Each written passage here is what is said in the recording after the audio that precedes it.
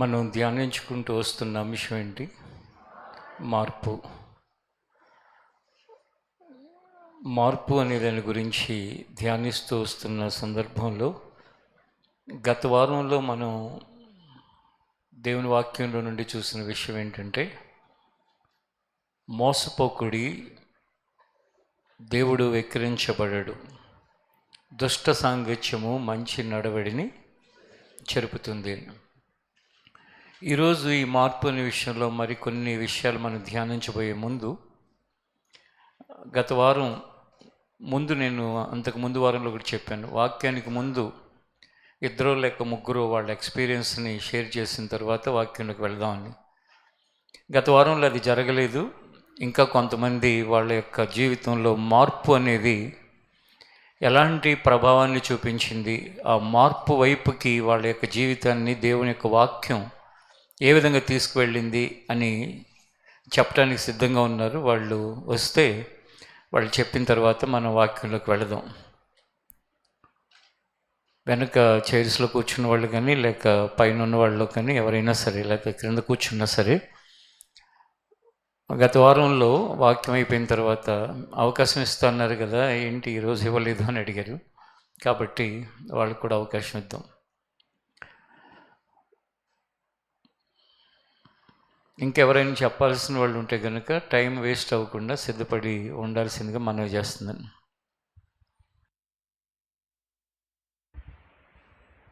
దేవుని నామానికి వందనాలు.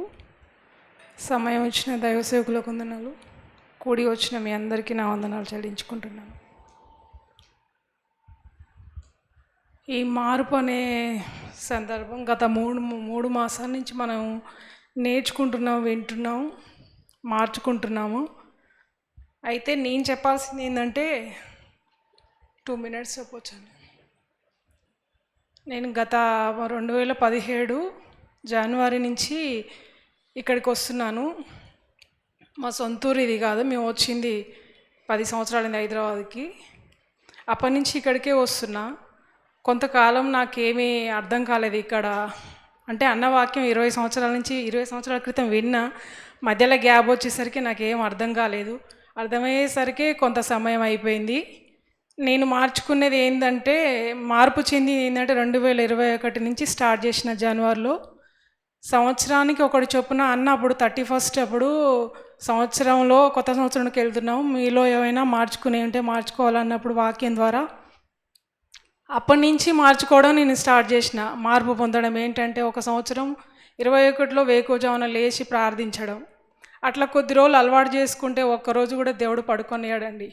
12 గంటలకు పండుకున్నా కూడా వేకువజామున ఆ టైంలో దేవుడు తట్టి లేపుతూనే ఉంటాడు. అది నా జీవితంలో జనవరిలో స్టార్ట్ చేసిన 2021లో. 22లో మరొకటి, ప్రతి నెల 1వ తారీఖు ఉపవాసం ఉండాలని మార్చుకున్న నా జీవితంలో.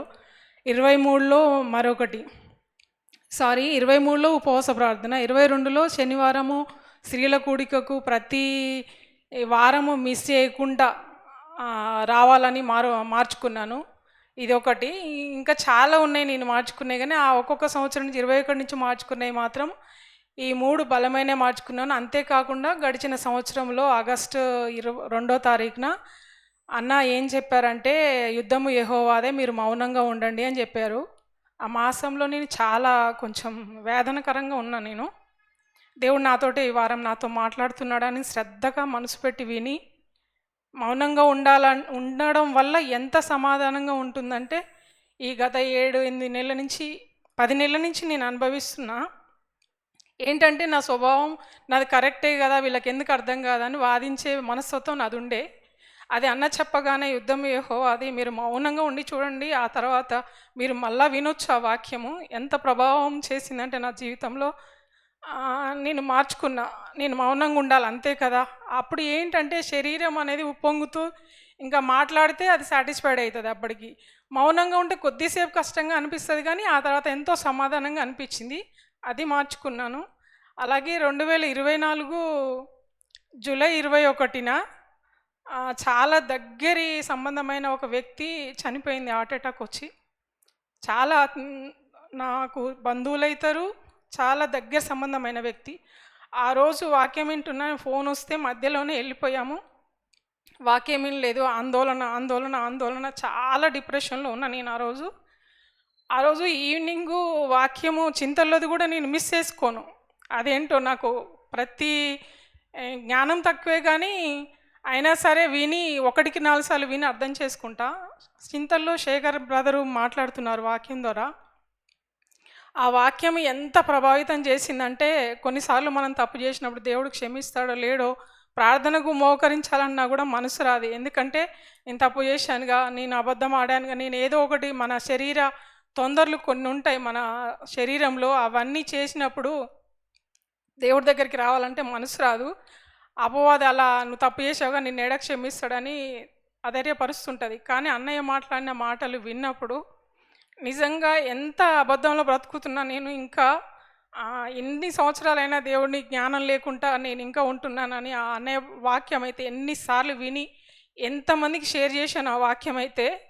అసలు ఫస్ట్లో అనుకునేది, అన్నయ్య ఎవరిని వాక్యం చెప్పనియాడు కదా, ఫస్ట్ శేఖర్ అన్నయ్య చెప్పే వాక్యం నాకు అర్థం కాకపోయేది. ఎందుకంటే నాకు కొంచెం జ్ఞానం తక్కువనే. ఈ చిన్న బిడ్డలు 7th క్లాస్ చదివిన బిడ్డలకు ఉన్న జ్ఞానం కూడా నాకు లేదు. ఇప్పుడుంది ఆ జ్ఞానం, అప్పుడైతే ఆయనతో జ్ఞానం లేదు. అలాంటప్పుడు అన్నయ్య చెప్తుంటే నాకు అర్థం కాకపోయేది. ఆ తర్వాత వింటుంటే వింటుంటే కరోనా అప్పుడు అన్నయ్యతో మాట్లాడించినప్పుడు బాగా శ్రద్ధగా విన్నప్పుడు, అది ఎందుకంటే ఇంట్లో రూమ్లో ఉండేదాన్ని, విన్నప్పుడు బాగా అర్థమైపోయింది. ఇంకా ఇప్పుడు ఎప్పుడు శేఖర్ అన్నయ్య చెప్తాడా అని ఆలోచించిన అన్నయ్య వస్తుండంటే ఆ ఆనందం వేరే. నా మొహాన వెలిగిపోతుంటుంది. అన్న వచ్చింది, ఏం మోసుకొచ్చిండు, ఏం తీసుకొచ్చిండో, ఏం చెప్తాడో, ఏం వినాలో అని ఇంకా శ్రద్ధగా పెడతాను అన్నట్టు. అంటే బ్రదర్ చెప్పింది విననని కాదు కానీ ఇంకెక్కువ శ్రద్ధ, ఎందుకంటే అట్లా అనుకున్నాను కదా. ఆ అన్నయ్య చెప్పినప్పుడు ఆ వాక్యం మొత్తం నేను ఎన్నిసార్లు విన్నానో నాకే అర్థం కాదు. ఎందుకంటే ఇంకా ఇంకా మైండ్లో అది ఫిక్స్ అయి ఉండాలని నా కోసమే చెప్పినట్టు. ఆ శరీరంలో ఉన్న తొందరలు చాలాసార్లు అవకాశం వచ్చినప్పుడు పైకి వెళ్తాయి అవి. అప్పుడు మనం ఆత్మతోటి ప్రార్థన ద్వారా వాటిని తల మీద కొట్టాలి, అప్పుడు బలహీన పడిపోతాయి. అవి ఎప్పుడు చావవు అని చెప్పిండు అన్న. అసలు నాకు ఆశ్చర్యం వేసింది. అంటే మన నిత్యము మనల్ని మనం సరి చేసుకోవడమే అది మన ఆత్మీయత అని చెప్పడం, దాని సారాంశం నాకు అర్థమైపోయింది. అలాగా నేను గత 6 సంవత్సరాల నుంచి 5 సంవత్సరాల నుంచి మార్చుకుంటూ వస్తూనే ఉన్నాను మార్పు. నేను ఈ 2 వారాల నుంచి చెప్పాలంటే ధైర్యం సరిపోక, సమయం కూడా సరిపోవట్లేదు అనేసి ఎంతో ఆసక్తి నాకు ఇదే మార్పుల గురించి. అన్న ఏది చెప్పినా ప్రతి వారం మార్చుకోవడానికే ట్రై చేస్తాము. కాకపోతే ప్రత్యేకంగా ఈ 3 నెలల నుంచి అదే సబ్జెక్టు చెప్తున్నారు కాబట్టి ప్రతి ఒక్కరు కూడా మార్చుకుంటున్నారని నేను అనుకుంటున్నా. నా జీవితంలో మాత్రం చేసిన కార్యాలు 1, 2 కాదు, గత 10 నెలల నుంచి నేను మార్చుకున్నందుకు నాకు ఎంతో నెమ్మది, సమాధానం, ఇంట్లో సంతోషం. కొంచెం ఓర్చుకుంటే సరిపోతుంది అనేది దాన్ని బట్టి నాకు అర్థమైంది. యుద్ధం యెహోవాదని, ప్రతి సమస్య వస్తే దేవుడి పైనే నేను మోపి నేను ధైర్యంగా ముందుకెళ్ళి వాక్యం వింటాను. ఏ స్థితి, చాలా గందరగోళంగా ఉన్న పరిస్థితిలో కూడా దేవా నీకు స్తోత్రం అనేది నేర్చుకున్నాను నేను. అలాగే కూడా ఏ పరిస్థితిలో కూడా ఆయనకు కృతజ్ఞతలు చెప్పడము. అలాగే పొద్దున్నే లేస్తే మరొక రోజు నా జీవితంలో ఇచ్చినవు, ఈరోజు చూడని వారు కూడా ఎందరో ఉన్నారని, ఇలాంటి ఎన్నో మార్చుకుంటూ ఇంకా నేను మార్చుకోవాలి, ఇంకా చాలా మార్చుకునే నేను నా జీవితంలో. నాతో పాటు దేవుని ఎరిగిన వారు ఎంతోమంది లోకంలో కలిసిపోయారు. నన్ను దేవుడు ఈ రీతిగా ఇంత ఆత్మీయ పరిచర్యకు నన్ను నడిపించినందుకు ఇక్కడికి దేవునికి కృతజ్ఞతలు చెప్పుకుంటున్నాను. ఎందుకంటే పిల్లల భవిష్యత్తు కోసం మంచి మంచి స్కూల్ అని పేరెంట్స్ వెతుకుతారు, కాలేజీలను వెతుకుతారు. కానీ ఆత్మీయంగా ఉన్న సంఘం ఎక్కడుందో అని కొంతమంది వెతుకుతారు, చాలామంది వెతుకుతారు. దొరకడం మన అదృష్టం. ఈ సంఘం మనకు దొరకడం ఎంత అంటే, ఇంకా ఈ చిన్న బిడ్డలను చూసినప్పుడు ఇంకా నాకు సంతోషం వేస్తుంది. వీళ్ళు ఇప్పటి నుంచే ఎన్నో నేర్చుకుంటున్నారు. మేమంటే లోకంలో అన్నీ చూసి అవే కొన్నిసార్లు బలహీనపరుస్తాయి మమ్మల్ని. ఈ చిన్న బిడ్డల అదృష్టవంతులని నేను అనుకుంటున్నా. ఈ పరిచర్యను నన్ను దేవుడు నడిపించి ఈ రీతిగా నిలబెట్టినందుకు కృతజ్ఞతలు చెల్లించుకుంటూ ఇచ్చిన ఈ సమయానికి వందనాలు చెల్లిస్తాను.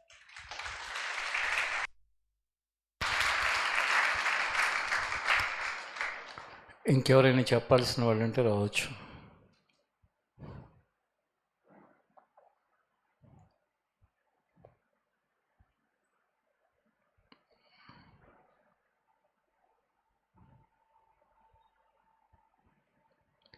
మార్పు అనేది వచ్చే వరకు, తల్లి వస్తున్నారు, వచ్చే వరకు మనం కొన్ని విషయాలు ఏంటంటే, మార్పు అనేది ఎలా ఉంటుంది, దాని యొక్క పరిస్థితి ఏంటంటే, ఒకసారి మీరు బైబిల్లో నుండి ఇర్మియా గ్రంథాన్ని తెరిచినట్లయితే, నువ్వు రామ్మా, నేను మాట్లాడుతున్నాను, రండి.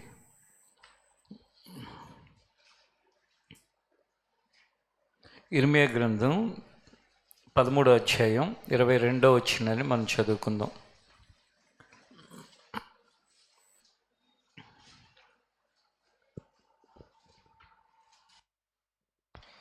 నీవు ఇర్మియా గ్రంథం 13వ అధ్యాయం 23వ వచనం.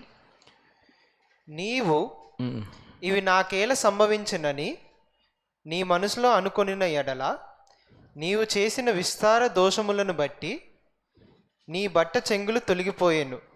కాదు, ఇర్మియా గ్రంథం 13:23 అది కాదు కదా. కూషు దేశస్థుడు, నేను చదువుతాను వినండి. కూషు దేశస్థుడు తన చర్మం మార్చుకొనగలడా? అమ్మ వచ్చింది కాబట్టి తర్వాత మాట్లాడదాం మనం, ఎందుకంటే అలా నిలబెట్టి నేను మాట్లాడను, తర్వాత మాట్లాడదాం. మైక్ ఇవ్వండి. కూర్చుని చెప్తారమ్మా, చేరిదారా తెవలా? కూర్చుంటారా? కూర్చుని చెప్తారా?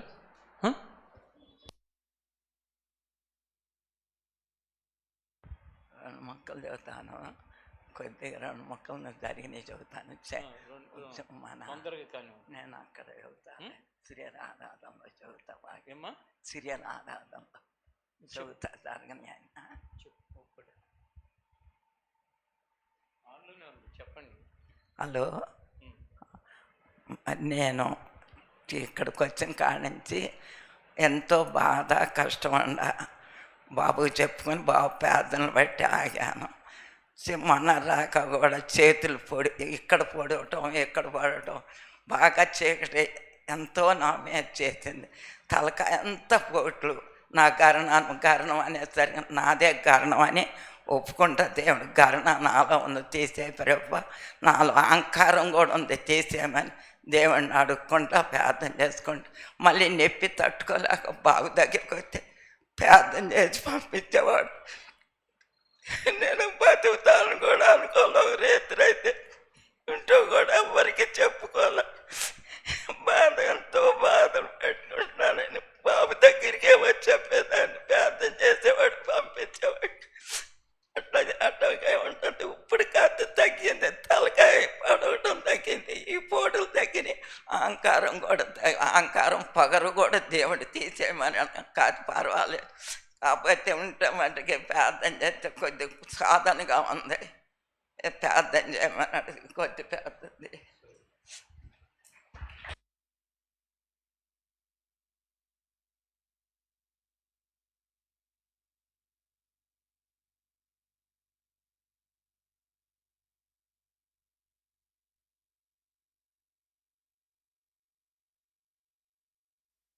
ఆ వయసులో నా అహంకారం లేకపోతే నా గర్వం దేవుడు తీసివేస్తున్నాడు. అంటే అసలు ఒక వ్యక్తి తన స్థితిని చెప్పాలి అంటే ఎంత ధైర్యం కావాలి. మనం అరికాలు మొదలుకొని నడినెత్తి వరకు గర్వంతో అహంకారంతో విర్రవీగుతున్నా, కనీసం మన మనసులో అయినా సరే నేను గర్వంతో విర్రవీగుతున్నాను, అహంకారంతో ఉన్నానని దేవుని దగ్గర ఒప్పుకోవటానికి కూడా చాలామందికి మనసు రాదు. కానీ పరిశుద్ధాత్మ దేవుడు ఎవరినైతే తాకుతాడో వాళ్ళు ఏం సిగ్గుపడకుండా, ఎవరేమనుకుంటారు, లేకపోతే నన్ను నవ్వుతారేమో, నన్ను ఎగతాళి చేస్తారేమో, అదేం ఉండదు. ఎందుకంటే ఒక చిన్న బిడ్డలాంటి మనస్తత్వం ఉంటుంది. ఆ మనస్తత్వంతో తన వాస్తవ స్థితిని చెప్పటం అనేది అది దేవుడు ఒక వ్యక్తిలో కలిగించిన మార్పు తప్ప మరొకటి ఏది కూడా కానే కాదు. మనందరం దేవుని మందిరంలో చాలా చక్కటి భక్తి గల వారిలా కనపడుతూ ఉంటాం. కానీ మన యొక్క జీవితం ఇక్కడ ఉన్నట్లు బయట కాదు. బయట మన ఉద్యోగాల్లో, మన పనులలో, మన కాలేజీలో, మన స్కూల్లో, లేక మనం సంచరించే ప్రదేశాలలో మన యొక్క స్వభావం వేరుగా ఉంటుంది. కానీ దేవుడు ఏం కోరుకుంటున్నాడు అంటే, ఇక్కడ నువ్వు ఒక మంచి భక్తిపరుడుగా ఉన్నట్లే అన్ని చోట్ల నువ్వు ఇలా వినయ విధేయతలు కనపరచాలని కాదు, కానీ దేవుని యొక్క వాక్యానుసారంగా ఒక మార్పు చెందిన వ్యక్తికి ప్రతినిధిగా ఉండాలని దేవుడు కోరుకుంటాడు. కాబట్టి మార్పు అనేది ఎంత కష్టం అంటే ఇందట మనం చదువుకుంటున్నాం కదా, ఒకసారి ఆ వాక్య భాగం దగ్గరికి మీరు వస్తే ఇర్మియా గ్రంథం 13:23 కూషు దేశస్థుడు తన చర్మమును మార్చుకొనగలడా? చిరుతపులి తన మచ్చలను మార్చుకొనగలదా? మార్చుకొనగలిగిన ఎడల కీడు చేయుటకు అలవాటు పడిన మీరును మేలు చేయ వల్లపడును. అంటే ఇద్దరు విషయాలని దేవుడు ఇక్కడ ప్రస్తావించాడు. ఒకటి జంతువు, రెండు మనిషి. మనిషి ఏంటంటే కూషు దేశస్థుడు, నీగ్రో జాతికి సంబంధించిన వ్యక్తి తన నలుపు చర్మాన్ని మార్చుకొనగలుగుతాడా? అలాగే చిరుత పులి ఏదైతే ఉందో అది దాని యొక్క మచ్చల్ని మార్చుకోగలుగుతుందా? అంటే చర్మాన్ని మార్చుకోలేడు ఆ నల్ల జాతి వ్యక్తి. అలాగే పులి తన చర్మాన్ని తన యొక్క చారల్ని మార్చుకోలేదు. అవి గనుక ఆ వ్యక్తి కానీ ఆ జంతువు కానీ మార్చుకోగలిగితే కీడు చేయటానికి అలవాటు పడిన మీరు మేలు చేయగలుగుతారు అంటున్నాడు. అంటే మార్పు అనేది ఎంత కష్టమైనదో అది మన శక్తి వలన, మన బలం వలన, మన జ్ఞానం వలన అది సాధ్యం కాదు అనటానికి ఇక్కడ దేవుడు రాయించిన వాక్యం ఉదాహరణ. మరి మనం చేస్తున్న ప్రయత్నం ఏంటి? మార్పు అనేది గత 3 నెలలుగా జరుగుతున్న దేవుని యొక్క వాక్య ధ్యానంలో మనం చేస్తున్న ప్రయత్నం ఏంటి అంటే, పరిశుద్ధాత్మ దేవుడు మనతో ఉంచాడు. ఆయన పరలోకానికి ఆరోహణమై ఆయన మనలో ఉంటాడని చెప్పాడు. మనలో ఉన్న పరిశుద్ధాత్మ దేవుని ద్వారా మనల్ని ఆయన గైడ్ చేయటం ద్వారా మన యొక్క స్వభావాన్ని మనం మార్చుకోగలుగుతామని, మన స్వభావాన్ని మార్చడానికి నేను నా స్వభావాన్ని మార్చుకోవాలనుకుంటున్నాను ప్రభా అని అడిగితే ఆయన మార్చడానికి సిద్ధంగా ఉన్నాడని, ప్రభా నా స్వభావంలోంచి నేను బయటికి రావాలనుకుంటున్నాను, నా ప్రాచీన స్వభావం నుంచి అని మనం ఆయన వేడుకుంటే ఆయన మన పట్ల దయ చూపిస్తాడు అనటానికి దేవుని యొక్క వాక్యంలో ఎన్నో ఉదాహరణలు మనకు కనిపిస్తాయి. ఒకసారి మీరు యెహెజ్కేలు గ్రంథాన్ని కనుక తెరిస్తే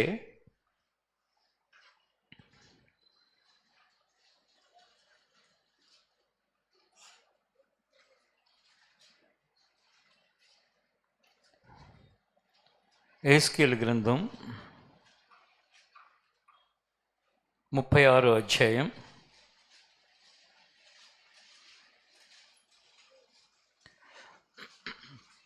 36వ అధ్యాయం 26వ వచనం నేను చదువుతాను, జాగ్రత్తగా మీరు చూడండి మీ బైబిల్లో నుండి. యెహెజ్కేలు గ్రంథం 36వ అధ్యాయం 26వ వచనం. నూతన హృదయమును మీకు ఇచ్చేదను, నూతన స్వభావమును మీకు కలుగు చేసేదను, రాతి గుండెను మీలో నుండి తీసివేసి మాంసపు గుండెను మీకు ఇచ్చేదను. చూడండి, నీ స్వభావం ఒక రాయిలాగా ఉంటే ఆ రాతి గుండెని తీసేసి మాంసపు గుండెని ఇస్తాను అని చెప్పాడు.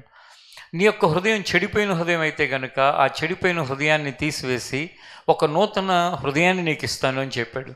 నీ స్వభావం పాడైపోయిన స్వభావం అయితే కనుక ఆ స్వభావాన్ని తీసివేసి ఒక నూతన స్వభావాన్ని నీకు ఇస్తాను అని చెప్పాడు. అంటే మార్పు అనే దానిని మనం నిజంగా ఆశించిన వారమైతే, కోరుకునే వారమైతే ఆ మార్పు కలిగించడానికి దేవుడు సిద్ధంగా ఉన్నారని చెప్తున్నాడు. కాబట్టి ఈ శనివారపు ఉపవాస ప్రార్థనలో ఏ విషయాల్లో ఈ మార్పు, గత వారంలో మనం చూసినప్పుడు దుష్ట సాంగత్యము మంచి నడవడిని ఏం చేస్తుంది? చెరుపుతుంది.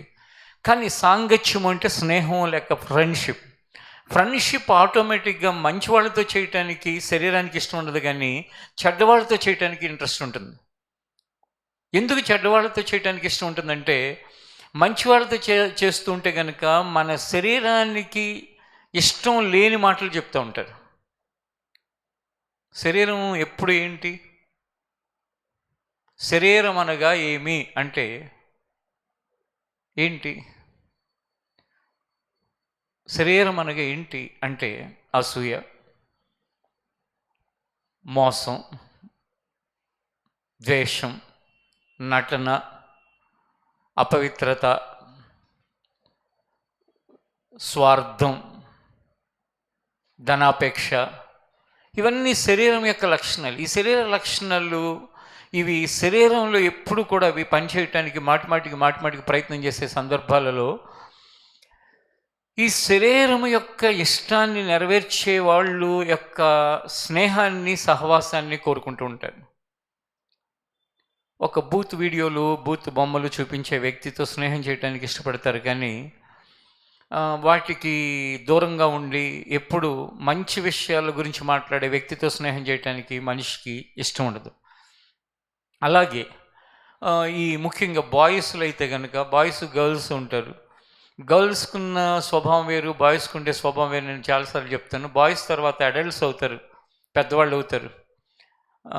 గర్ల్స్ తర్వాత ఉమెన్ అవుతారు, ఉమెన్ అవుతారు. వాళ్ళ స్వభావం, వాళ్ళ ఇష్టాలు, వాళ్ళ ఆలోచన విధానం, వాళ్ళ కోరికలు, వాళ్ళ యొక్క మనస్తత్వం వేరు, వీళ్ళ మనస్తత్వం వేరు. వీళ్ళకి ఎంతసేపు ఏంటంటే బాయ్స్గా ఉన్న టైంలో లేక టీనేజ్ టైంలో వాళ్ళకి అంతా ఒకలాంటి శరీరంలో వస్తున్న మార్పుల వలన ఒక విచిత్రమైన ఆశలు ఉంటూ ఉంటాయి. ఆ విచిత్రమైన ఆశలు ఏదో ఒక క్రేజీనెస్ కోసం వాళ్ళకి ఎప్పుడు కూడా ఆరాటం ఉంటుంది. ఆ మధ్య ఒక పిల్లోడు తన ఏజ్ పిల్లలందరికీ ఏమని చెప్తున్నాడంటే, నేను త్రాగాను, లేకపోతే నేను సిగరెట్లు కూడా కాల్చాను, నాకు 4 గర్ల్ ఫ్రెండ్స్ ఉన్నారు, 4 గర్ల్ ఫ్రెండ్స్ ఉన్నారు, ఇవన్నీ చెప్తూ ఉంటే, అవునా, ఎక్కడుంటారు మీ ఫ్రెండ్స్, నువ్వు మాట్లాడుతూ ఉంటావు అంటే, అవును ఇన్స్టాగ్రామ్లో మాట్లాడతాను, లేకపోతే ఏదేదో చెప్తున్నాడు.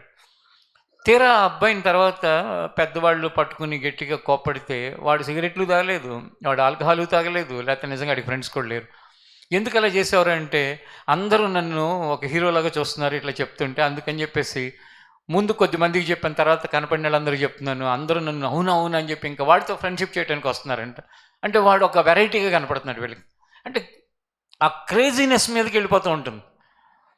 అలాగే ఇప్పుడు గర్ల్స్గా ఉన్నవాళ్ళు ఉన్నారు అనుకోండి, వాళ్ళది ఒక పిచ్చి ఏంటంటే రకరకాలైన అలంకరణలో, లేకపోతే ఆ డ్రెస్సులనో, లేకపోతే ఆ జ్యువెలరీస్ అనో, లేకపోతే ఇంకోటనో, మేకప్ అనో, ఏదో వాళ్ళ గోల వాళ్ళది. ఈ టీనేజ్ దాటి వెళ్ళే టైంలో ఈ పరిస్థితులన్నిటి మధ్యలో మనుషులు మంచి వాళ్ళతో స్నేహం చేయడానికి ఇష్టపడరు, కానీ మనుషులు ఎలాంటి వాళ్ళతో స్నేహం చేయడానికి ఇష్టపడతారంటే, వాళ్ళ శరీరం యొక్క తొందరల్ని ఎంకరేజ్ చేసే వాళ్ళతో స్నేహం చేయడానికి ఇష్టపడతారు, ఫ్రెండ్షిప్ చేయడానికి ఇష్టపడతారు.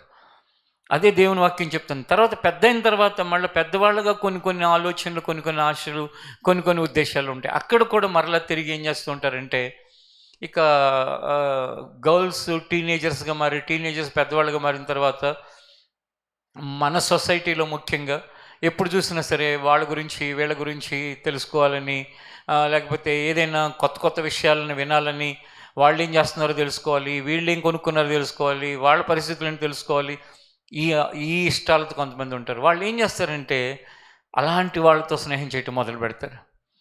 లేక ఇంకెవరో చెడ్డ మాటలను మోసుకుని వచ్చే వాళ్ళతో స్నేహం చేయటం మొదలు పెడతారు. ఊహాజనితమైన మాటలు మాట్లాడే వాళ్ళతో స్నేహం చేయటం మొదలు పెడతారు. అందుకే దేవుని వాక్యం అని చెప్తుందంటే, దుష్ట సాంగత్యము మంచి నడవడిని ఏం చేస్తుంది, చెరిపేస్తుంది. ఫస్ట్ ఆఫ్ ఆల్ గత వారంలో మనం చూసాం. ఒకసారి మరలా కొరింథీయులకు రాసిన పత్రికను తెరవండి.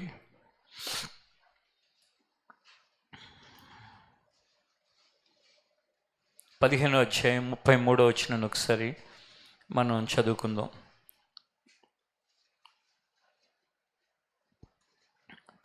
తీసారా?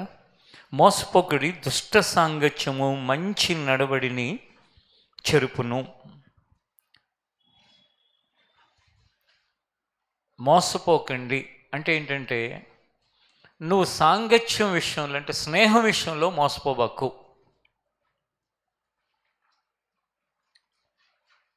దేని విషయంలో మోసపోబాకు? స్నేహం విషయంలో మోసపోబాకు. స్నేహం విషయంలో మోసపోతే నీ నడవడికిని చెరిపే అవకాశాలు పుష్కలంగా ఉంటాయి. కానీ స్నేహం విషయంలో మోసపోయే వాళ్ళు చాలామంది ఉంటారు. ఇప్పుడు మనందరం ఇలా ఉన్నాం, మనలో దొంగలు ఉంటారని ఎవరైనా నమ్మగలుగుతారా? దొంగతనాలు చేసేవాళ్ళు నమ్మలేము. మనలో అసలు లేని దాన్ని పుట్టించేవాళ్ళు ఉంటారని నమ్మగలమా? ఒక కొత్త విషయాన్ని, అసలు అక్కడ ఏం లేదు కానీ ఒక కొత్త విషయాన్ని పుట్టించేవాళ్ళు నమ్మలేం.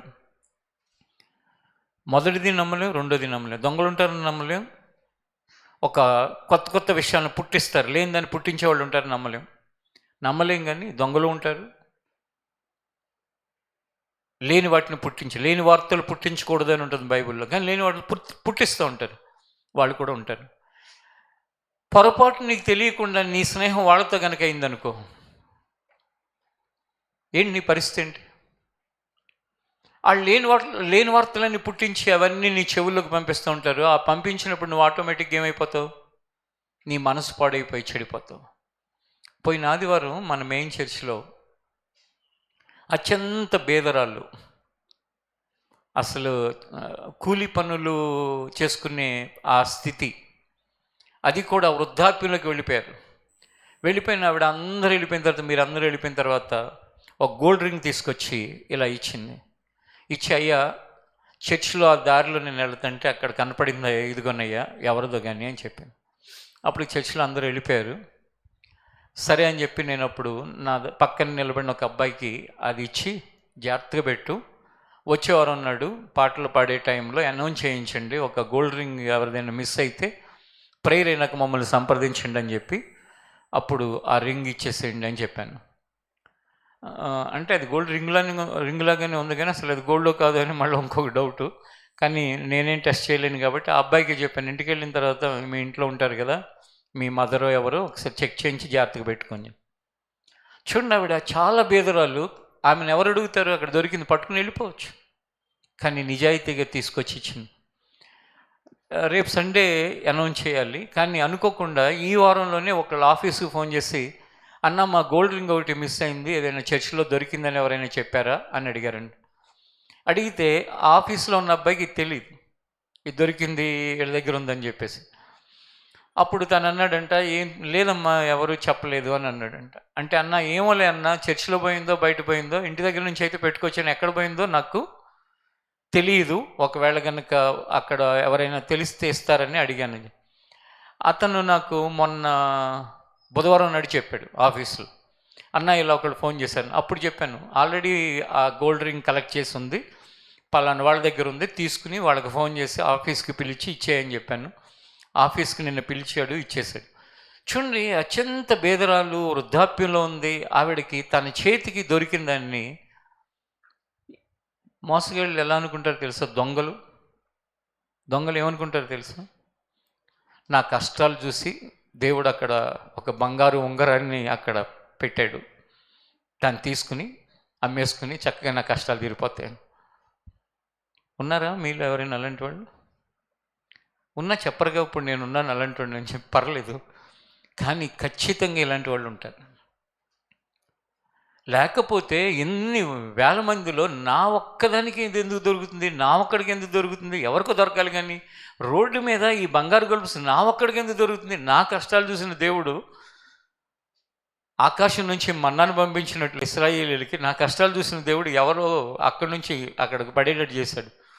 ఇలాంటి మోసకరమైన స్వభావాన్ని ఎప్పుడూ కూడా జీవితంలో పెట్టుకోబాకండి, భయంకరమైన దెబ్బతింటారు. దుష్ట సాంగత్యం, దుష్టుల యొక్క స్వభావం ఇలాగే ఉంటుంది. డబ్బులు పడిపోతే ఆ డబ్బులు కూడా దేవుడు నా కోసం పంపించాడని, విలువైన వస్తువులు అవి నా కోసం పంపించాడని, చాలా చాలా చాలా చాలా తప్పు. మనం చూస్తూనే ఉంటాం మన మధ్యలో ఇలాంటి స్వభావాలు కలిగిన వాళ్ళు. దుష్ట సాంగత్యము మనకి తెలియకుండానే ఎవరితో చేస్తాం మనకి తెలియదు.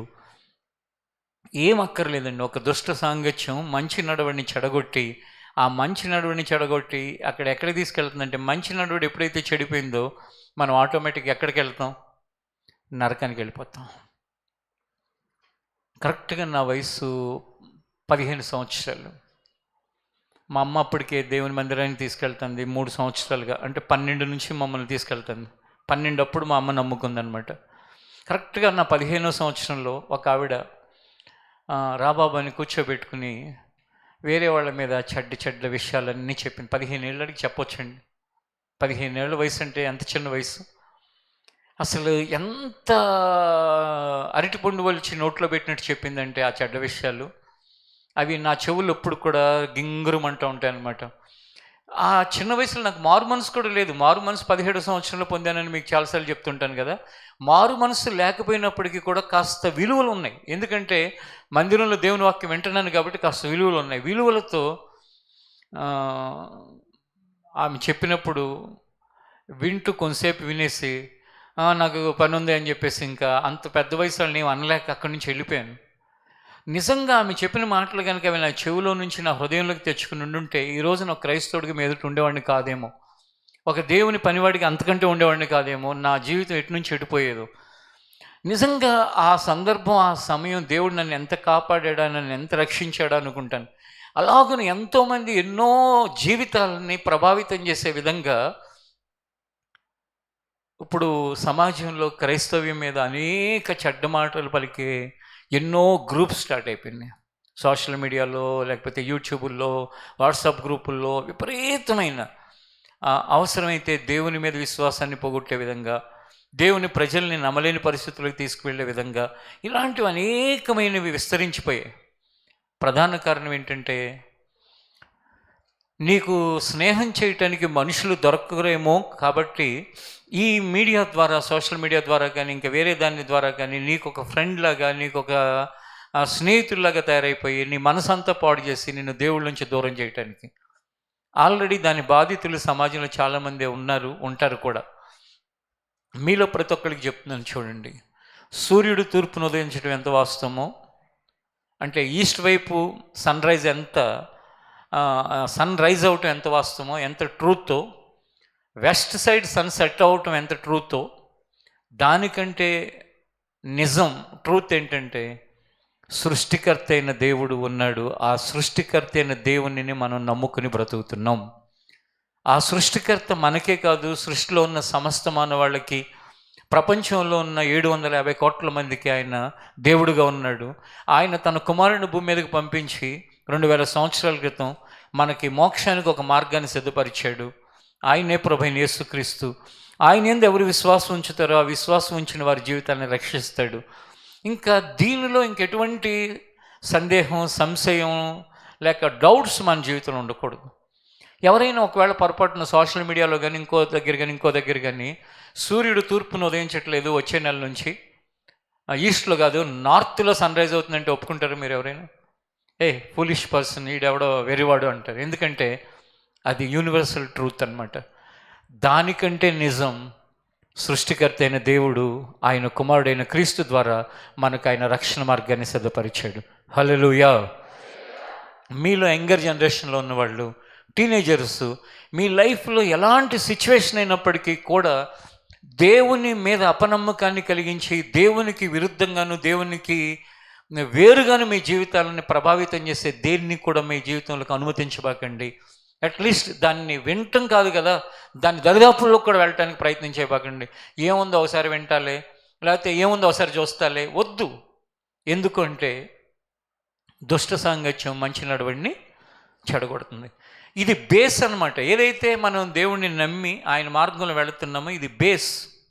ఆ బేస్ అనేది మన జీవితంలో పోయిన రోజున మనం కుప్పకూలిపోతాం, నిట్ట నిలువున మునిగిపోతాం. కాబట్టి అలాంటి సంశయాలు, సందేహాలు లేక అలాంటి మన యొక్క ఫెయిత్కి అడ్డుగా వచ్చే మరి దేనిని కూడా మన జీవితంలో అంగీకరించకుండా, అవకాశం ఇవ్వకుండా బ్రతకటానికి ఇష్టపడాలి. కాబట్టి ఈ శనివారపు ఉపవాస ప్రార్థనలో మార్పు అనే దాని విషయంలో మీలో ప్రతి ఒక్కరు ఈ వారం మనకు అవసరం లేని, మనకు సంబంధం లేని, మనకి ఏమాత్రం కూడా మన జీవితంలో ప్రమేయం లేని వాటితో మన టైంని మనం గడపటం మన జీవితంలో వదిలేయాలి.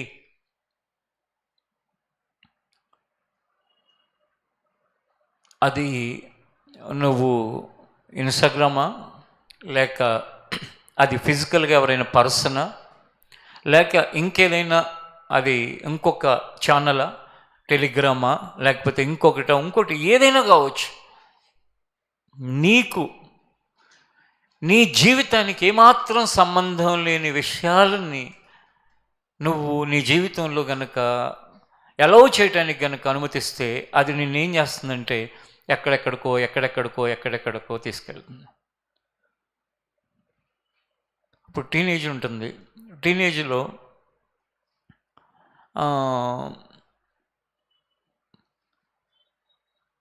రెస్పాన్సిబిలిటీ ఏముంటాయి టీనేజ్లో? జనరల్గా ఎక్కువ సందర్భాల్లో చదువు, లేకపోతే టీనేజ్లో పేరెంట్స్కి హెల్ప్ చేయటం, ఇంకా టీనేజ్లో ఏముంటాయి, స్పిరిచువల్గా ఏవైనా విషయాలు మనం నేర్చుకోవటం. ఇవి కాకుండా మీకు తెలుసు సమాజంలో ఎన్ని రకాలైన వ్యవహారాలు కార్యక్రమాలు ఉన్నాయో మీకు తెలుసు. అదేంది, దాంట్లో ఏముందో తెలుసుకోవాలి, దీంట్లో ఏముందో తెలుసుకోవాలి, ఒకసారి తెలుసుకుంటాను, ఒకసారి చూస్తాను. ఇప్పుడు టీనేజ్లో ఉన్నవాడు ఆల్కహాల్లో ఏముంటుందో తెలుసుకుందాం అనేది ఎందుకండి, అవసరంలా. కానీ ఏముందో తెలుసుకుంటాను నేను, దాంట్లో ముందుకెళ్ళను కానీ తెలుసుకుందామని ప్రయత్నిస్తాను అనుకున్నాడు అనుకోండి, అది తన జీవితాన్ని ఇంకొక మలుపు తిప్పి సర్వనాశనం చేసే అవకాశం ఉండొచ్చు. లేక ఇంకా వేరే వేరే విషయాలు, దాంట్లో ఏముందో తెలుసుకుందాం, దీంట్లో ఏముందో తెలుసుకుందాం, ఒకసారి ఇచ్చేద్దాం, ఒకసారి అచ్చేద్దాం. దుష్ట సాంగత్యము నీ జీవితాన్ని ఎట్నుంచి ఎటు తీసుకువెళ్తుందో తెలియదు. కాబట్టి నా జీవితంలో నా వయసుకి నా ప్రయారిటీస్ ఏంటి, ఒకటి నీ స్టడీస్, ఇంకా కొన్ని సందర్భాల్లో ఎక్స్ట్రా యాక్టివిటీస్ అంటే స్పోర్ట్స్, గేమ్స్, ఫిజికల్ ఫిట్నెస్ కోసం, ఎక్సర్సైజ్ కోసం, ఇంకెలాంటివి. నీ జీవితానికి ప్రమేయం ఉన్నా, లేక నీ ఏజ్కి ప్రమేయం ఉన్నా, నీకు అవసరమైన వాటి మీద కాకుండా అవసరం లేని దాని మీద ఫోకస్ పెట్టి, ఇలా చెప్తుంటే ఒకటి గుర్తొస్తుంది. ఏంటో తెలుసా, నువ్వు టీనేజ్లో ఉన్నావు, మీ పేరెంట్స్ ఏవో మాట్లాడుకుంటున్నారు ఎవరి గురించో, చెవొకటేసి వాళ్ళు ఏం చెప్పుకుంటున్నారో విందామని చెప్పి ప్రయత్నించావు అనుకో, నీ ఏజ్కి సంబంధం లేని, నీకు అవసరం లేని విషయాలు నీ చెవుల్లో పడి నీ హృదయం పాడైపోయి, లేకపోతే నీ మనసులో వేరే వేరే ఆలోచనలు వచ్చి నువ్వు నష్టపోయే ప్రమాదం ఉంటుంది. అందుకే ప్రతి ఒక్కరు కూడా మీరు ఆల్రెడీ ఒక లైఫ్కి అలవాటు పడిపోయి ఉంటారు, లేకపోతే ఒక సిస్టమ్కి అలవాటు పడిపోయి ఉంటారు. ఆల్రెడీ మీకు ఒక లైఫ్లో ఒక వే అనేది ఒకటి ఉంటుంది, దాంట్లో ఏ ఏ విషయాలు చేంజ్ అనేది కావాలి, మార్పు అనేది కావాలి అనేది మీరు ఒకసారి పరిశీలించుకుని దేవుని దగ్గర పెట్టి, ప్రభా నేను ఈ విషయంలో బలహీనుడిని, నేను ఈ విషయంలో బలహీనరాలిని, నేను ఈ విషయంలో నేను ఈ మధ్యకాలంలో ఒక వ్యక్తిని, నీ బలహీనతలు ఏంటి అని అడిగితే, వాక్యం చెప్పేటప్పుడు ఏది చెప్పినా సరే నా కోసమే చెప్తున్నారేమో అని నేను ఒకటే బాధపడిపోతూ ఉంటాను. అతని బలహీనత అంటే నా కోసం చెప్పారేమోనని బాధపడిపోవటం ఏంటి? ఇప్పుడు దొంగ అని నేను చెప్తున్నాను అనుకోండి, నా కోసం చెప్తున్నారని దొంగతనం చేయనాడు బాధపడితే ఏమన్నా అర్థం ఉందా చెప్పండి? మన మధ్యలోనే దొంగలు ఉంటారంటే, మన మధ్యలోనే ఎవరుంటారని చెప్పాను నేను, ఇప్పుడు దొంగలు ఉంటారు అని చెప్పాను. ఇప్పుడు చెప్పాను, ఇంతకుముందు కూడా చెప్పాను. నేనే దొంగనని అనుకుంటున్నట్టున్నాడు అన్న, నేనే దొంగనని అనుకుంటున్నాడు. నిజంగా నువ్వు దొంగవు కాకుండా దొంగవు అని నేను అనుకుంటే దేవుడి దగ్గర ఎవరు లెక్క చెప్పాలి? నేను లెక్క చెప్పాలి. నేను అనుకున్నంత మాత్రం నువ్వు దొంగవి కాదు. లేని వార్తలను పుట్టించేవాడు అని చెప్పాను అనుకోండి, పుట్టించేది దొంగతనాలు ఏమో పురుషులు కాపాదిద్దాం కాసేపు, ఈ లేని వార్తలు పుట్టించేదేమో స్త్రీలు కాపాదిద్దాం కాసేపు. లేని వార్తలు పుట్టించేవాళ్ళు అని అన్నాను అనుకోండి, నన్నే అంటున్నట్టున్నారు, నేనే అంటే అసలు నువ్వని ఎందుకు అనుకుంటున్నావు?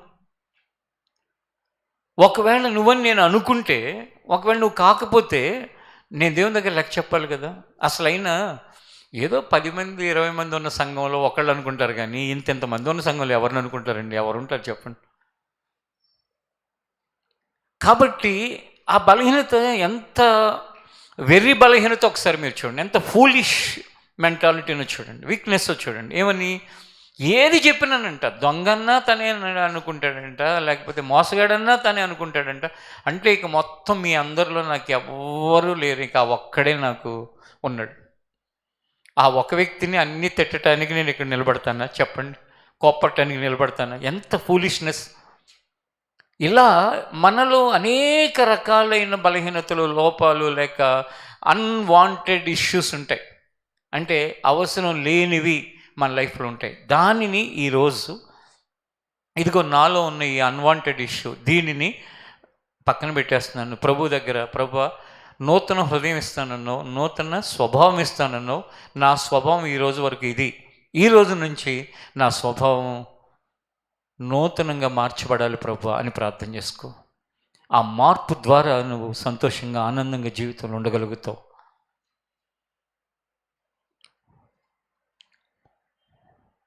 ఇప్పుడు ఒక వ్యక్తిని రోజు ఒక వ్యక్తి ఎడుతున్నాడు అనుకోండి. ఇద్దరు వ్యక్తులు ఉన్నారు. ఇద్దరు వ్యక్తుల్లో ఇద్దరిలో ఒకరిని ఒక వ్యక్తి రోజు తిడుతున్నాడు. పైన బాస్ అంటే యజమాని, జాబ్ చేస్తున్నారు ఇద్దరు ఒక దగ్గర. ఎవరైతే పైన బాస్ ఉన్నాడో ఆ బాస్ ఒక వ్యక్తిని రోజు తిడుతున్నాడు, ఇంకొకరిని అసలు ఏమంటాడు. ఇప్పుడు యజమాని మనసులో ఎవరి మీద కోపం ఉంది, ఎవరి మీద ప్రేమ ఉందని మీరు చెప్పగలుగుతారు?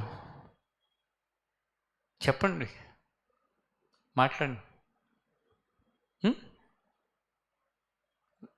ఏంటి, ఏం చెప్తే ఏం అవుతుందన్నా చెప్పండి, ఏదో ఆన్సర్ చెప్పండి. బాగా తిట్టే వ్యక్తిని బాగా లోపల కోపం పెట్టుకున్నట్టున్నాడు అనుకుంటారు. నిజంగా ఆ యజమాని ఎవరినైతే బాగా కోపడుతున్నాడో ఆ వ్యక్తి అయితే బాగా పనిచేస్తాడు. ఆ వ్యక్తికి చెప్తే ఏమైనా ఉపయోగం ఉంటుంది, రెండో వాడికి చెప్తే ఏం ఉపయోగం ఉంటుందని ఆయన వదిలేసి ఈయననే కోప్పడి పని చేయించుకుంటే ఆ వ్యక్తిని ప్రేమిస్తున్నాడు అనుకోండి. అది మనకు తెలుసా? కానీ అలా కూడా జరుగుతుందా? జరగదా? జరుగుతుంది. కానీ జనరల్గా మనుషుల స్వభావం ఏంటంటే ఎవరైతే ఆ పెయిన్ ఫీల్ అవుతూ ఉంటారో, ఎవరైనా ఏమన్నా అంటారో వాళ్ళ మీద కోపం అనే భావంతో బ్రతుకుతుంటారు. సరే, యజమాని పనిచేసే వాళ్ళని అలా వదిలేండి కాసేపు. ఆ స్థానంలో నన్ను నేను పెట్టుకుంటున్నాను. నేను ఎవరినైనా కోప్పడుతున్నాను అంటే ఆ కోప్పడే వ్యక్తుల్ని కోప్పడని వాళ్ళకంటే వాళ్ళ మీద నాకు ప్రత్యేకమైన ప్రేమ ఉంటుందని చెప్తున్నాను. ఎందుకో తెలుసా? ఆ కోప్పడిన వాడు కోప్పడితే కనుక తట్టుకోలేడని, ఆ కోప్పడటం ద్వారా వాళ్ళు మార్పు లేకుండా తిరుగుబాటు వచ్చే అవకాశం ఉందని, అతను దాన్ని సహించుకోలేడని వాళ్ళని ఏమన్నా వదిలేస్తాను. ఎవరైతే మార్పు చెందుతారని, దాన్ని తీసుకోగలరని, వాళ్ళు దాన్ని సహించగలుగుతారని అనుకున్న వాళ్ళని టార్గెట్ చేస్తాను. టార్గెట్ చేయడం ఏంటంటే వాళ్ళ తప్పుని సరిచేయటానికి ప్రయత్నం చేస్తాను. ఎవరినైతే ఎక్కువ తప్పులు సరిచేయడానికి ప్రయత్నిస్తానో వాళ్ళని మీద ప్రత్యేకమైన ప్రేమ కూడా ఉంటుంది. ఎందుకంటే వాళ్ళు ఎప్పుడు ఏది సరిచేసినా మౌనంగా సరిచేయటానికి వాళ్ళ మనస్సు సిద్ధంగా ఉంచుకుంటారు కాబట్టి. చూడండి, మనకి తెలియకుండానే మన జీవితంలో మనం ఎన్ని తప్పులు చేస్తూ ఉంటాం. మన ఊహలు ఏవేవో ఉంటాయి, మన ఆలోచనలు ఏవేవో ఉంటాయి. అందుకే మనం మార్పు అనేది కోరుకుంటే ఎంతో మంచిది. ఓ పిల్లవాడు ఎప్పుడు వాళ్ళ నాన్నగారి వెనకాలే వస్తున్నాడు ప్రార్థనకి. ఒకరోజు అంబర్పేటలో వాష్రూమ్కి వెళ్తుంటే వాళ్ళ నాన్నగారు పక్కనే వెళ్ళిపోతున్నాడు. నేను పట్టుకుని, ఏ బాబు, ఏంటి నువ్వు మాటికి మీ నాన్నగారు పక్కనే ఉంటావేంటి? కూర్చోవటం అక్కడే కూర్చుంటున్నావు, అటు ఇటు వెళ్ళటం అదే చేస్తున్నావు. నువ్వు అలా ఎప్పుడు ఉండకూడదు, వేరేగా నీ వయసున్న పిల్లల దగ్గర కూర్చో. ఇంటి నుండి వచ్చేటప్పుడు మీ నాన్నగారితోనే రా, వెళ్ళేటప్పుడు మీ నాన్నగారితోనే వెళ్ళు. కానీ ప్రతిసారి నువ్వు పక్కనే ఉండటం అనేది అవసరం లేకపోయినా సరే అది కరెక్ట్ కాదు అని చెప్పాను. అలా వెళ్ళేవాళ్ళు ఇంకా వేరే వాళ్ళు కూడా ఉంటారు, కానీ వాళ్ళు నేనేమనలా. ఎందుకనలేదు? వాళ్ళు నేను చెప్పేదాన్ని తీసుకోగలిగిన స్థితిలో ఉన్నారో లేదో నాకు తెలియకపోవటం వల్ల నేను అనను. లేక వాళ్ళు తీసుకోరు అని నాకు కన్ఫర్మేషన్ ఉంటుంది కొంతమంది గురించి, తీసుకోరు వీళ్ళు అని, వాళ్ళ గురించి నేను వదిలేస్తాను. కానీ ఎవరైతే మార్చుకుంటారో, వీళ్ళు తీసుకుంటారో అనుకున్నప్పుడు వ్యక్తిగతంగా కూడా వాళ్ళని పట్టుకుని ఇలా కాదు, ఇలా కాదు, ఇలా అని చెప్పేసి, అది అబ్బాయిలైనా అమ్మాయిలైనా చిన్నవాళ్ళైనా పెద్దవాళ్ళైనా ఎవరైనా సరే నేను చాలా కఠినంగా వాళ్ళని అనటం జరుగుతుంది. కారణం ఏంటి అంటే వాళ్ళు ఆ విషయంలో మార్పు కలిగి వాళ్ళు ప్రయోజకులుగా మారాలి అని. కాబట్టి జీవితంలో మార్పు అనేది చాలా కఠినంగా ఉంటుంది. కూషు దేశస్థుడు నల్ల చర్మం గలవాడు చర్మాన్ని మార్చుకోలేడు. అలాగే చిరుతపులి తన శరీరం మీద ఉన్న మచ్చలను మార్చుకోలేదు. అలాగే కీడు చేయటానికి అలవాటు పడిన మనుషులు మేలు చేయటానికి వాళ్ళ జీవితంలో మార్పు అనేది చాలా చాలా కష్టతరంగా ఉంటుంది. అది మారితే ఇది మనిషి మారగలడని ఉంది, కానీ అది మారదు.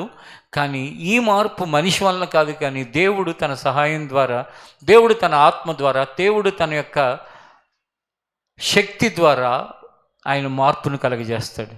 ఆ మార్పును కలుగజేశాడు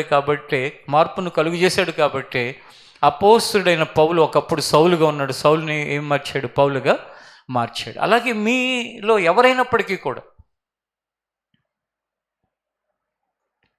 నా చిన్నతనంలో మా చర్చిలో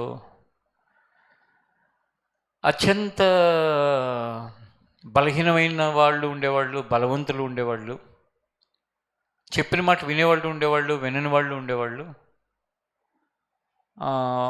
బాగా పాస్టర్ గారు కోప్పడేవాళ్ళు ఉండేవాళ్ళు, అసలు ఏమీ అనని వాళ్ళు ఉండేవాళ్ళు. ఇప్పుడు 37 ఇయర్స్ బ్యాక్ సంగతి చెప్తున్నాను, అంటే అప్పుడు స్టార్టింగ్. ఈ 37 ఇయర్స్ తర్వాత ఎవరినైతే ఆయన బాగా కోప్పడి అన్నిట్లోనూ దిద్ది సరి చేశారో వాళ్ళందరూ చాలా గొప్ప స్థాయికి, స్థితికి వెళ్ళారు. ఎవరినైతే ఏమనుకుండా వదిలేశారో వాళ్ళందరూ అదో స్థితిలో ఉన్నారు. అదో స్థితిలో అంటే ఏంటంటే వాళ్ళకి వీళ్ళకి కంపేర్ చేయడానికి వీలు లేని స్థితిలో ఉన్నారు. కారణం ఏంటంటే మార్పు ఒక వ్యక్తిని ప్రయోజకునిగా చేస్తుంది. మార్పు లేకపోవటం అనేది ఒక వ్యక్తిని ఏం చేస్తుంది? నిష్ప్రయోజకుడిగా మారుస్తుంది. ప్రయోజకురాలుగా, నిష్ప్రయోజకురాలుగా. కాబట్టి మార్పు అనేది మనస్ఫూర్తిగా కోరుకుని ప్రయోజనకరమైన వ్యక్తిగా ఉంటావా? మార్పు అనే దాన్ని నీ జీవితంలో అలౌ చేయకుండా నిష్ప్రయోజకుడిగా, నిష్ప్రయోజకురాలుగా ఉంటావా? ఈ రాత్రి ఒకసారి ఆలోచించుకో. కాబట్టి మీరు మీ స్కూల్స్, కాలేజెస్ కూడా స్టార్ట్ అయిపోయినాయి. మీకున్న అకాడమిక్ సిలబస్తో పాటు మార్పు అనేది కూడా ఒక పాయింట్గా పెట్టుకుని మీరు ప్రతి వారం అది ఒక రివ్యూ, ప్రతి దినము జీవితంలో నేనేమైనా మారానా ఈ విషయంలో, లేకపోతే పలానా విషయంలో మారానా? మార్పు అనేది దేవుడు తన ఆత్మ ద్వారా బోధిస్తున్నాడు కదా, తెలియపరుస్తున్నాడు కదా. నేను ఈ విషయంలో చేంజ్ అయ్యి, నువ్వు చేంజ్ అయిన విషయం నువ్వు అడగకుండా నీ తల్లిదండ్రులు నీతో చెప్పాలి. అరే, ఇంతకుముందు నువ్వు వేరుగా ఉండేవాడు, ఎవరో ఇప్పుడు వేరుగా ఉంటున్నావు. అమ్మ, ఇంతకుముందు నువ్వు ఒకలాగా ఉండేదాన్ని, ఇప్పుడు వేరుగా ఉంటున్నావు, నీలో మార్పు వచ్చింది అని చెప్పి. అలాగే సంఘంలో ఉన్న ఆత్మీయులు కూడా నిన్ను చూసి ఒకప్పుడు నువ్వు వేరు, ఇప్పుడు నువ్వు వేరు అని చెప్పగలగాలి. ఆ మార్పు మన జీవితంలో ఖచ్చితంగా నోటీస్ చేసే విధంగా ఉంటుంది. ఆ మార్పు ద్వారా మనం గొప్ప మేలును మన జీవితంలో పొందగలుగుతాం. దేవుడు ఎలాగూ నూతన హృదయం ఇస్తానంటున్నాడు, నూతన స్వభావం ఇస్తానంటున్నాడు. రాతి గుండెని తీసి ఏ గుండెని ఇస్తానంటున్నాడు? మాంసపు గుండెని ఇస్తానంటున్నాడు. దొంగగా బ్రతుకుతున్న నిన్ను దొరగా ఆయన మార్చగలిగిన వాడు. లేని వార్తలు పుట్టిస్తూ బ్రతుకుతున్న నిన్ను నిజాయితీగా మాట్లాడేవాడిగా మార్చగలిగిన వాడు. నువ్వు ఏదైనప్పటికీ కూడా నీ జీవితం మార్పు కొరకు ఈ రాత్రి ఈ లేఖనాల ధ్యానంలో మన జీవితంలో కొనసాగుతున్న సమయంలో అనేక విషయాలలో మనలో ఒక మార్పు ద్వారా మనం చూడగానే దేవుడు సంతోషపడే వ్యక్తులుగా మన యొక్క ప్రయాణాన్ని మనం కొనసాగించే వాళ్ళగా ఉండాలని దేవుడు ఎంతగానో కోరుకుంటున్నాడు. ప్రతి వ్యక్తి, గత వారంలో మీకు ఒక విషయం చెప్పాను ఏంటంటే, ఒక దుర్వ్యసనాలు ఉన్న వ్యక్తి తన దుర్వ్యసనము ద్వారా మరణానికి వెళ్ళిపోయాడు అని చెప్పేసి. కాబట్టి మార్పు లేకపోవడం ద్వారా నువ్వు ఎక్కడి నుంచి ఎక్కడికి వెళ్తావు? ఒక దొంగగా ఉండి దొంగతనం అనే విత్తనం వేసిన వాడు పంట ఏం కోసుకుంటాడు? దొంగతనం అనే పంటను కోసుకుంటాడు. దొంగతనం అనే పంట అంటే నీ డబ్బులన్నీ పోతాయి, నీ బంగారం అంతా ఎవడో కొట్టేస్తాడని కాదు. నీ పిల్లల భవిష్యత్తు నాశనం అయిపోతుంది, వాళ్ళ యొక్క కుటుంబాలు నాశనం అయిపోతాయి. ఎందుకంటే నువ్వు విత్తనం ఒకటి వేసావు, దొంగతనం అనే విత్తనం వేసుకున్నావు. తర్వాత పంటను కోసుకోవటానికి వాళ్ళు నిష్ప్రయోజకులుగా అయితే కనుక తర్వాత నువ్వు ఎవరిని అడుగుతావు? ఏమని దేవుణ్ణి అడగగలుగుతావు? ఎందుకు అంటే దేవుడు ఒక ప్రక్కన వద్దు వద్దు వద్దు అని చెప్తున్నా సరే నీలో మార్పు లేకుండా దానిలోనే కొనసాగావు కనుక దాని ఫలాలు ఒకరోజు నువ్వు చూసే సమయానికి ఎంత ఏడ్చినా సరే నువ్వు ఆ రోజున నీ ఫలములను మార్చుకోలేవు. ఏది విత్తావో అదే పంట నువ్వు కోసే రోజు ఒకటి వస్తుంది. అందుకే ఇక్కడున్న ఏ ఒక్కరు దీన్ని ఎక్కడ ఉండి ఏ ప్రాంతంలో ఉండి లైవ్లో వింటున్నా ఎవరూ కూడా ఇలాంటి చెడు విత్తనాలు వేసుకుని చెడు పంటను కోసుకోకూడదని మనస్ఫూర్తిగా కోరుకుంటున్నాను. అది ఏదైనప్పటికీ కూడా దొంగతనం కావచ్చు, లేని వార్తలు పుట్టించడం కావచ్చు, లేక దుష్ట సాంగత్యం కావచ్చు, లేక ఇంకా ఏదైనా కావచ్చు, నీ మనస్సాక్షి ఇది తప్పు అనేది చెప్తుందో. కొన్నిసార్లు సమయం సందర్భం లేకుండా మనం ఏవేవో మాట్లాడేస్తాం, మనకు సంబంధం లేని విషయాలు మాట్లాడుతూ ఉంటాం, ఎవరెవరినో ఏదేదో మనం తప్పట్టుకుంటూ ఉంటాం, ఎవరెవరి మీదో లేనిపోయిన మాటలన్నీ ప్రచారం చేసేవాళ్ళుగా ఉంటాం. ఇవన్నీ కూడా విత్తనాలు విత్తనాలు విత్తనాలు ఒకరోజు పంట కోసుకునే రోజు వచ్చి, ఆల్రెడీ నేను వాక్యం బోధించడం మొదలుపెట్టి 27 ఇయర్స్ దాటుతుంది. ఆ దినాలలో ఉన్న కొద్ది మందిలో ఒకటి అరా అలాంటి పిచ్చి పనులు చేసి ఈ రోజున దాని ఫలాలు వాళ్ళు వాటిని భరించలేక, వాటిని తట్టుకోలేక, వాటిని వాళ్ళ జీవితంలో డైజెస్ట్ చేసుకోలేక, వీటిని ఏదైతే ఒక రోజున విత్తారో ఆ విత్తినవి వాళ్ళ కుటుంబాల్లో ఫలాలుగా మారుతూ ఉంటే ఆ ఫలాలను జీర్ణించుకోలేక, నిజంగా చెప్పాలంటే బ్రతికి ఉన్నారనే పేరే కానీ వాళ్ళ జీవితం దుర్భరమైన పరిస్థితులు గుండా ప్రయాణం కొనసాగిస్తున్నారు.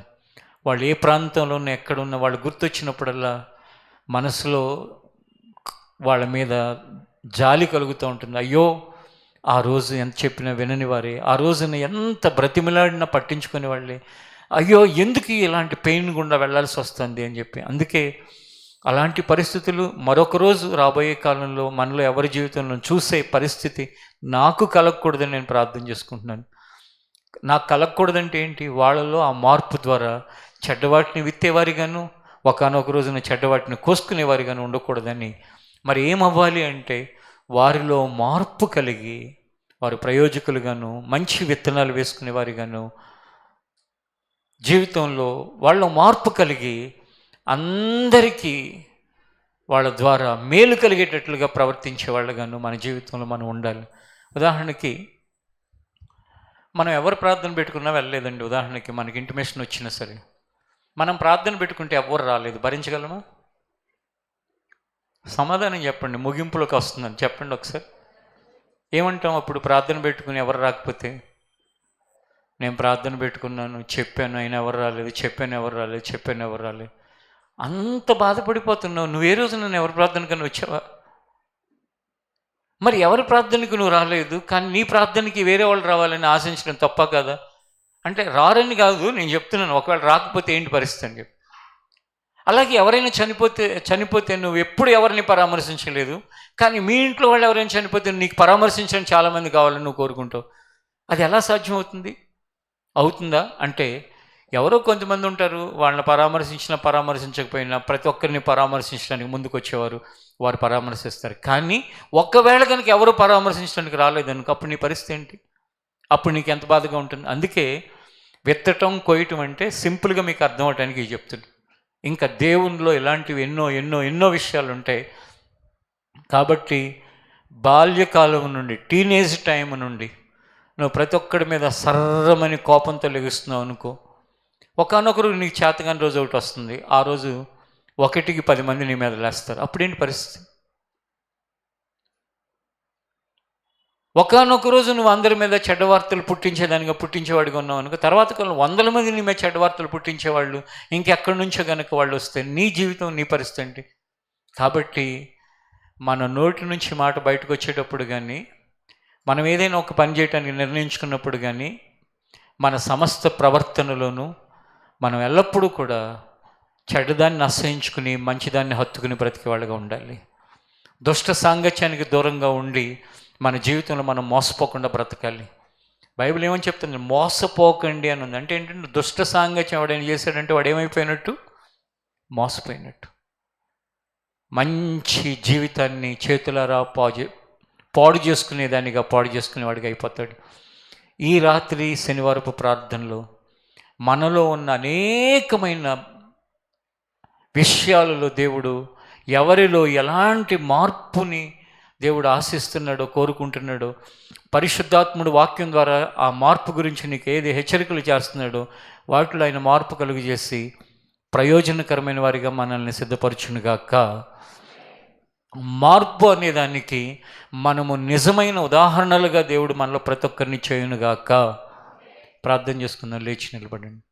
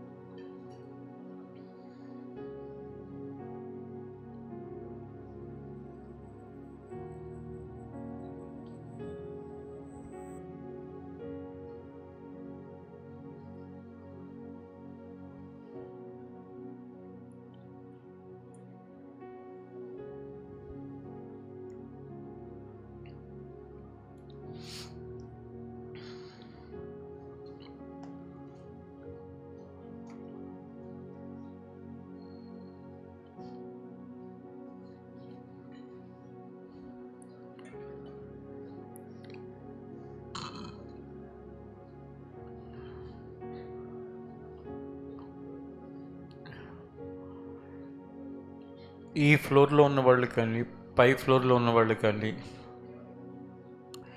లైవ్లో ఏ ప్రాంతంలో ఉన్నవారైనా కానీ, ఏ విషయంలో నువ్వు మార్పు చెందాలి అని ఒక్కసారి ఆలోచించుకుని,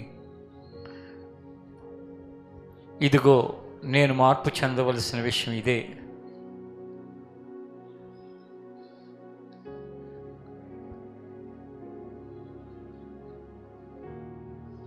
ఇవి నా జీవితంలో మార్పు చెందాల్సింది,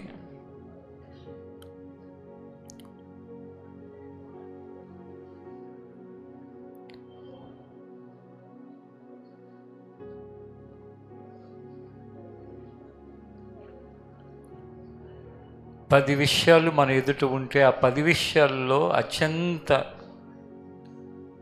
ముఖ్యమైన విషయం ఏదో పరిశీలించుకుని ఆ ముఖ్యమైన విషయంలో మార్పు చెందటానికి మొదట టార్గెట్ చేసుకుని ఫోకస్డ్గా దేవుణ్ణి వేడుకుని, దేవా ఈ విషయంలో నాలో మార్పు కావాలని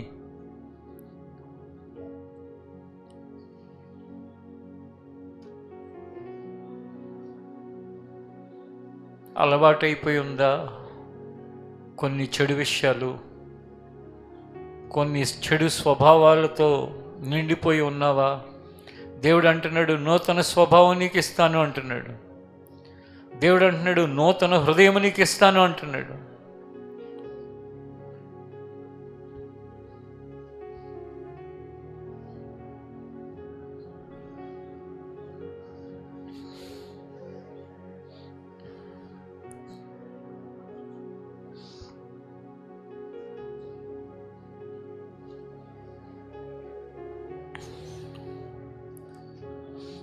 ఆమేన్.